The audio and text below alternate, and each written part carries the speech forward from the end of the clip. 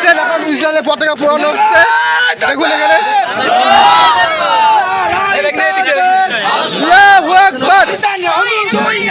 জুতো মারো তালে তালে দেখুন বিক্ষুব্ধ জনতা সেই ইসরায়েলি পণ্য কিভাবে পুরাচ্ছে এদিকে তাকাও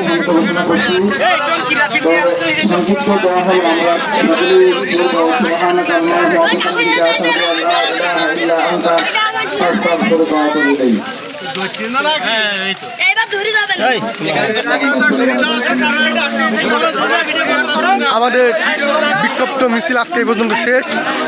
তার কারণ হচ্ছে একটু পরে আমাদের পাইকগাছা থানাতে বিরাট বড় মিছিল আছে, এই জন্য আজকে এই পর্যন্ত শেষ করে দিচ্ছি।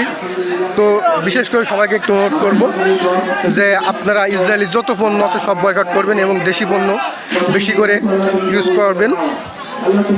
এবং সর্বোপরি একটা জিনিস কামনা করি যে এই নৃশংস হত্যাকাণ্ড থেকে যেন ইসরায়েল বিরত থাকে, সেটাই আমাদের কামনা।